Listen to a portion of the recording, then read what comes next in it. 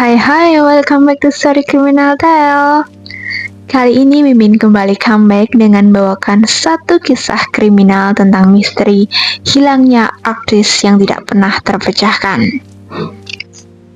Pernahkah kamu membayangkan bahwa satu kalimat sederhana seperti "Aku pergi sebentar ya, nanti aku balik" bisa menjadi kata-kata terakhir yang pernah didengar oleh seseorang.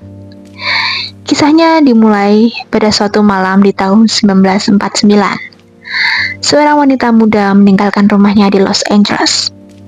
Dia bukan buronan, bukan korban ancaman, dan tidak pula sedang melarikan diri.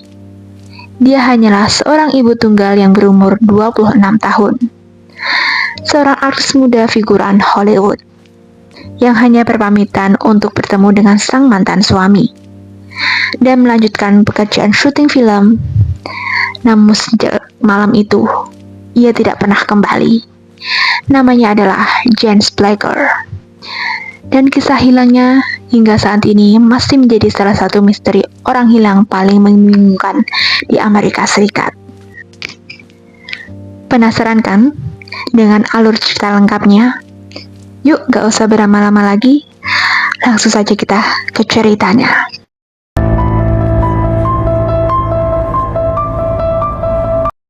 Dia adalah Jane Elizabeth Springer yang lahir 2 September 1923. Dia bukan bintang besar.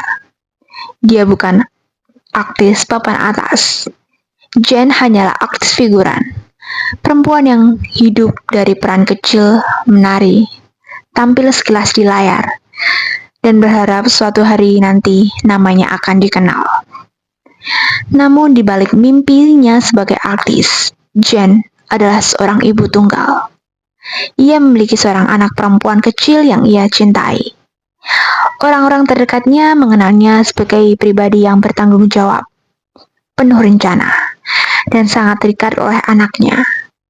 Jane bukan tipe perempuan yang pergi tanpa pamit, apalagi pergi tanpa alasan. Namun, di tanggal 7 Oktober 1949, malam itu Jane berpamitan pada ibunya. Sekitar pukul 17-18 sore, Jane meninggalkan rumahnya di Los Angeles. Dengan suara tenang, ia mengatakan akan bertemu dengan mantan suaminya untuk membahas urusan anak. Lalu pergi ke lokasi syuting pada malam harinya. Tidak ada yang mencurigai.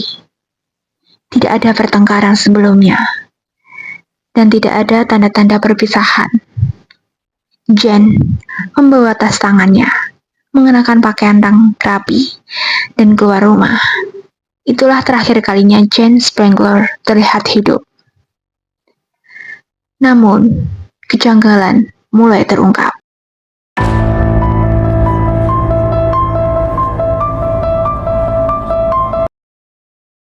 Malam pun berlalu dengan sangat cepat. Jane tidak kunjung pulang. Keesokan harinya, keluarganya pun mulai khawatir. Ketika polisi menyelidiki satu persatu, fakta mulai runtuh.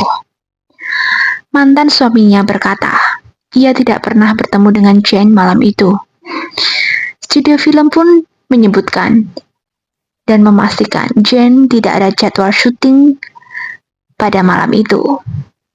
Yang artinya hanya satu. Jane sengaja memberikan alasan palsu bukan untuk kabur, melainkan untuk menyembunyikan tujuan sebenarnya. Setelah 2 hari penyelidikan, penemuan tas di Griffith Park pada tanggal 9 Oktober 1949. Di area yang sepi, Griffith Park, dekat semak-semak dan jalan setapak yang jarang dilalui, seorang petugas menemukan sebuah tas wanita. Tas itu adalah milik Jane Springer. Namun isinya membuat penyelidik berubah menjadi mimpi buruk. Tidak ada dompet, tidak ada uang, dan tidak ada identitas. Hanya secari kertas kecil, robek, dan ditulis tergesa-gesa. Pesannya berbunyi, "Craig, can't wait any longer, going to see Dr. Scott." It will work best this way, will mother is way.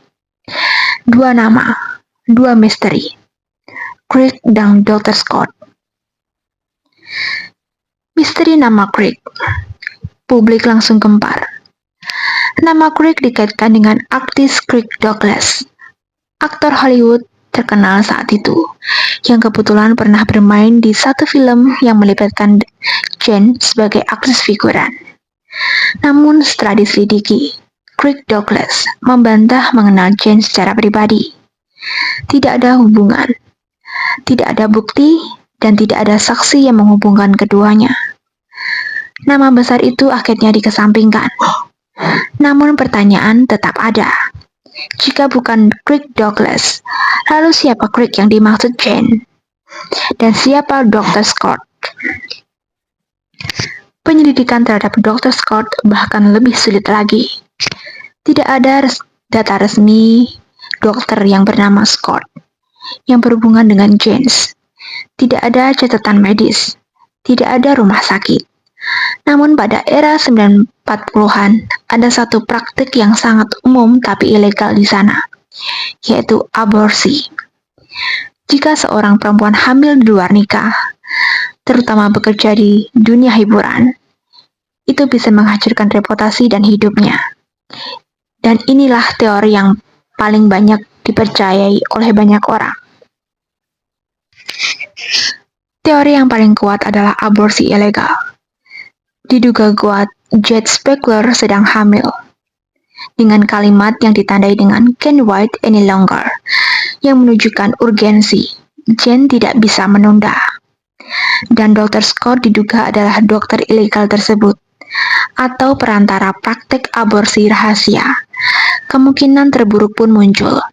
Jane mengalami prosedur dan terjadi komplikasi. Akhirnya Jane meninggal. Dan untuk menghindari hukum, jasadnya disembunyikan. Tasnya dibuang di Grizzly Park.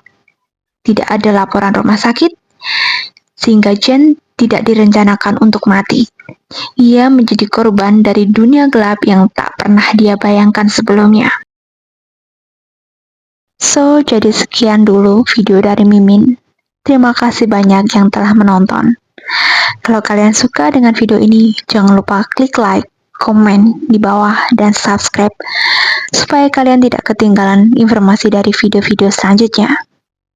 So, see you next time di video selanjutnya. Bye-bye. Tschüss. Ciao.